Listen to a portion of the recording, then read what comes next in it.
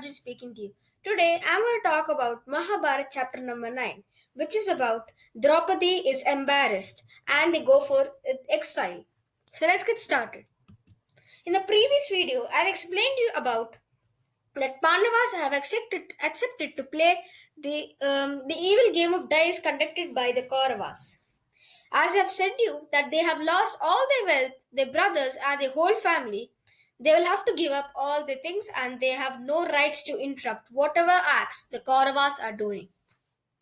So once it was done, Duryodhana said, "Now you fool Pandavas, you have lost everything in my hands. Now you will have to surrender towards us. You will have to listen whatever I say." Duryodhana said. As you know that the Pandavas have no rights to say anything or interrupt whatever the Kauravas are doing, they simply allowed them to do. Shakuni advised Duryodhana that that Pandavas have lost everything. Their wife is a beautiful queen of the kingdom of Panchal. I suggest you to strip off all her royal clothes and become your maid, he said. Duryodhana also accepted his evil plans, and Duryodhana ordered his youngest brother Vikarna to go get her from the room. Vikarna was a good brother of the Kauravas but had to do because it was his elder brother who gave him the order. Vikarna was fine with Duryodhana's order as he was young. He went to Draupadi's room. He then asked, he said Draupadi about what all happened and what Duryodhana said about stripping her royal clothes. She was really unhappy and was really sad to listen what has happened in the gambling hall. Then she replied that I am the royal queen of Hastinapur and I was the princess of Panchal. I have no rights to make anyone strip my royal clothes away. She said this to Vikarna that go say this into the gambling hall. Vikarna was a good man, so he listened to Draupadi's words and said the same thing in the gambling hall. The Pandavas listened to this, but they were still unhappy. Now, when Duryodhana understood, he got to know that Vikarna was a good brother, and then he said, "You cannot do anything, Vikarna." He shouted at him, and then he called upon his second youngest brother. He called upon the second eldest brother of the Kauravas, which is Dushasana. He ordered Dushasana to go bring Draupadi. Dushasana, without uttering any word, dragged Draupadi from her room by like stretching her hair in the air and dragging her into the gambling room. Draupadi was surprised like what was happening, and then everyone in the said the truth what was happening. So when this happened, Draupadi was really unhappy and asked everyone to protect their dignity and honor. Bhishma and all other sages and all other people were supporting the Pandavas, except Shakuni, his parents, and the Kauravas. So they had no rights to support the Pandavas, and so they also cannot help Draupadi. So this was continuing the whole time, and so Dushasana started pulling her royal clothes. She one day, so like she said, nobody's prepared to help me, so I shall pray Lord Krishna. You know why Lord Krishna responded to her so fast? There's a reason. Just like 2 days or 3 days ago, like 2 months, Draupadi was Krishna was invited to the royal kitchen of the Panchal kingdom. Like they wanted to know how Krishna used to cook good, whether he used to cook good or not. So Krishna was appointed as the royal cook for the Panchal kingdom. Krishna went and started doing the work. Suddenly, while chopping some vegetables, he chopped his finger by mistake. It started bleeding, but Krishna didn't feel like his expressions did not make him seem that he's hurt.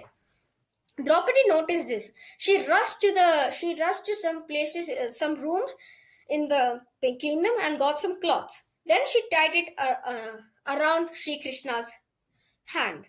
She said that Shri Krishna was really happy. As you know, he's a seventh avatar. He's the ninth avatar of Lord Krishna. He's the eighth avatar of Lord Vishnu. he could give boons, or he could curse anyone. So Krishna was gave a boon to Draupadi that she could ask for Krishna's help at any time. Draupadi was also happy. This is why Draupadi started praying to Lord Krishna.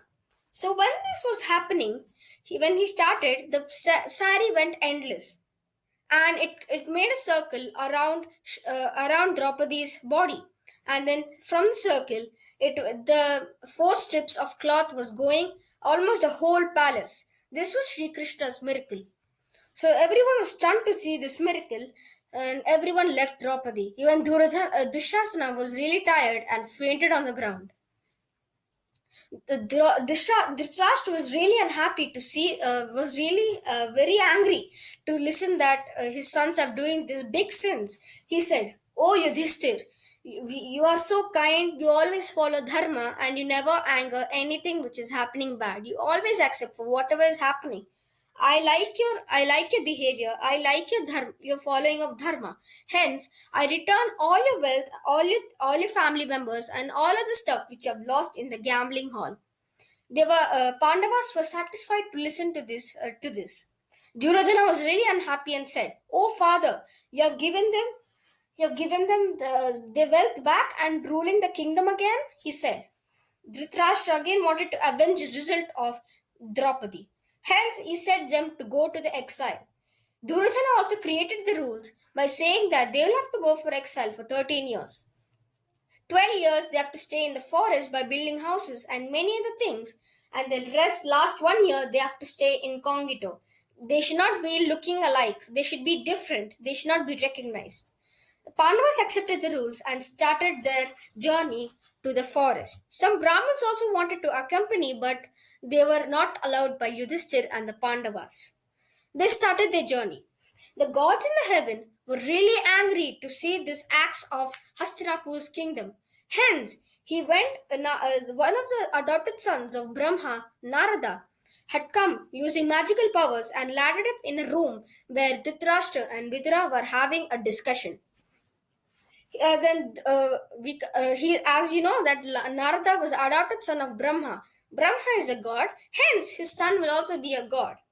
So when this happened, Narada could predict the future. He said the future to them that exactly from 14 years now, your 100 sons will be destroyed. Nothing can change it, he said. Dhritarashtra was started crying because of this because of this this, like, what is going to happen there. So now what happened is, then Duryodhana and all other brothers got to know this. Then he went and said, he asked Dronacharya and Bhishma that to help him and always stay on his side during the war. They accepted it as you know why Dronacharya has accepted it. Dronacharya has accepted it due to there are 100 people and they are not able to defend themselves from the five Pandavas. Hence, he accepted it.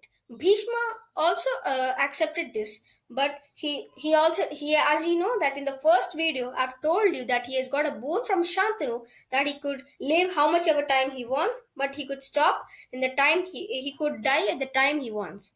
Hence, he applied this rule in the war and said, "Even if the 100 brothers die, I will be alive. I can stay the happy life with my cousins, with my sons, Pandavas." You know why he said sons? Because just like sons, they used to call like grandsons. They just used to say sons, so he said sons there.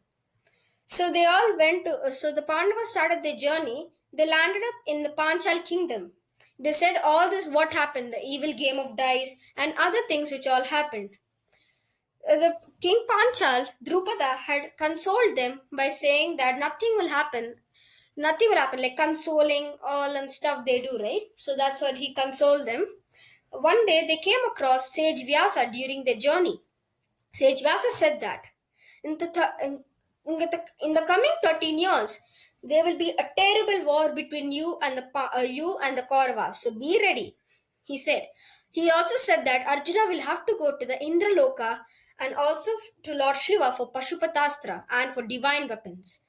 They agreed to Sage Vyasa's advice and left home.